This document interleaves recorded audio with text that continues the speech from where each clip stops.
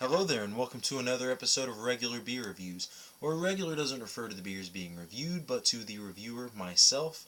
I'm Jesse, and I'm about to review a beer from Shiner. That's right, the Spoetzl Brewery out of Shiner, Texas. Now, I've had this beer, this is their Bock, and I've had this beer a number of times. I've had quite a few of their beers. But I've always had this beer. I think one time I bought a six pack of Shiner Bock, but it was a couple of years ago. And most of, it's been the better part of a year since I've had um, any Shiner beers.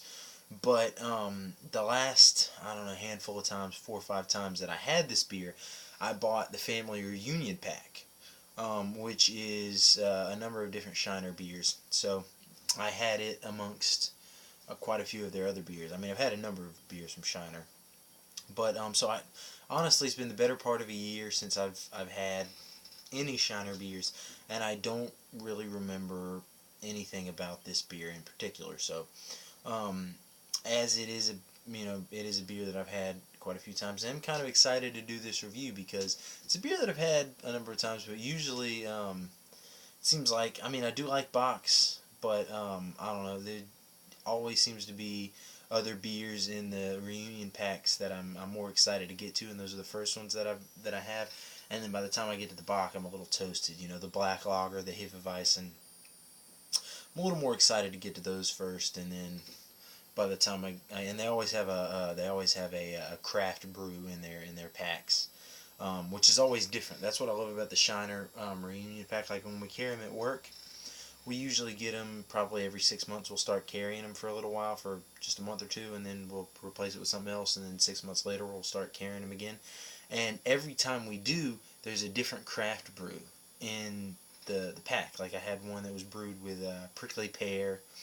Um, they did one that was the rye brew. So anyway, um, there's usually other beers that I do first, and then I'm a little toasted by the time I get to the box. So honestly, I can't really remember anything about it. So I'm kind of excited to get to this review because although it is a beer that I've had before, I don't remember anything about it.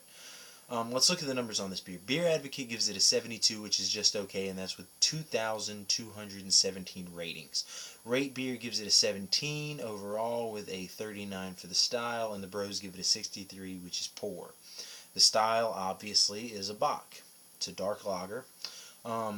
It has an ABV of 4.4% and a year-round availability.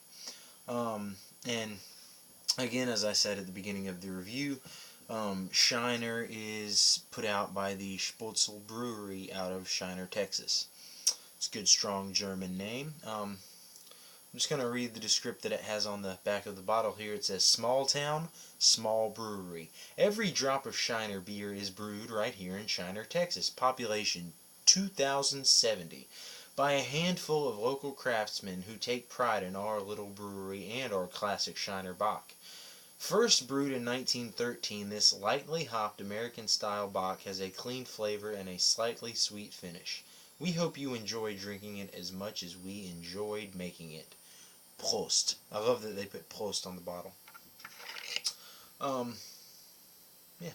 So if you don't know, Shiner Bock, this is Shiner's flagship beer. So just going to go ahead and get this cracked open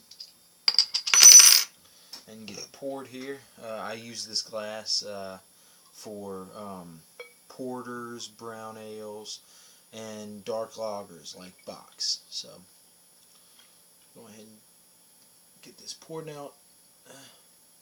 Looks pretty nice in color. Wish it had more of a head on it, but yeah. Let's get an appearance on this. This is a nice amber color, maybe a light amber, very dark copper. Very well carbonated. I don't know if you can see there are tons of bubbles streaming up there. It has just slightly off-white heads. Small bubbles, but it does seem to be dissipating pretty quickly. It is pretty translucent. So let's get a nose on this.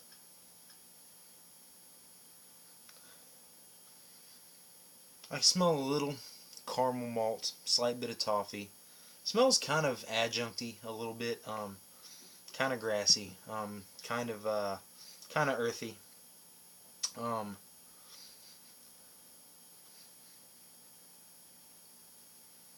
Maybe picking up on the slightest bit of breadiness in the malt.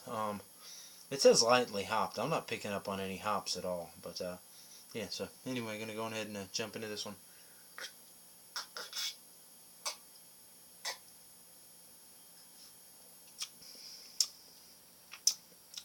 Crisp, clean mouthfeel. Kind of watery on the mouthfeel. Um, excuse me.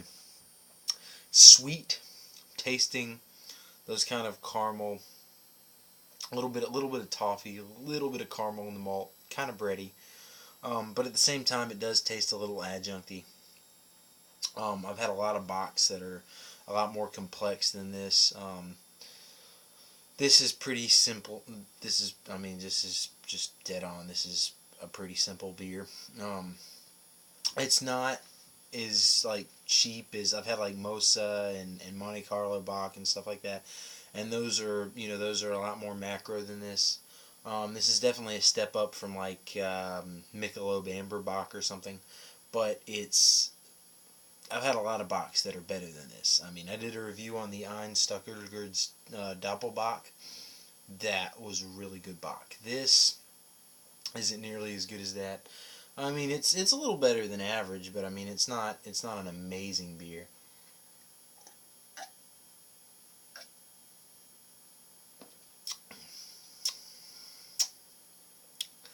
Um, kind of grassy in the flavor. Uh, I believe could be attributed to those cheap adjuncts. They definitely, I believe, use some corn or something in this. I don't know what the I don't know what the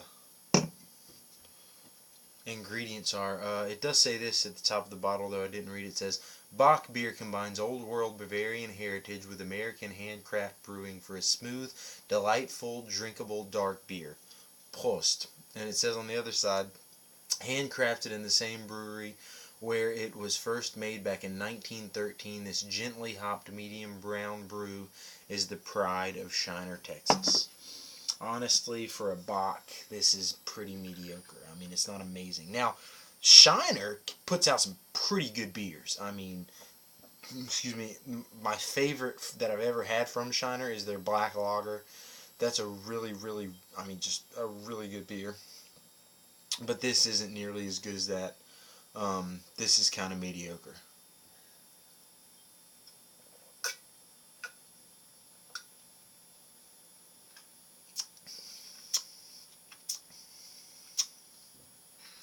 On the flavor, excuse me, I'm not.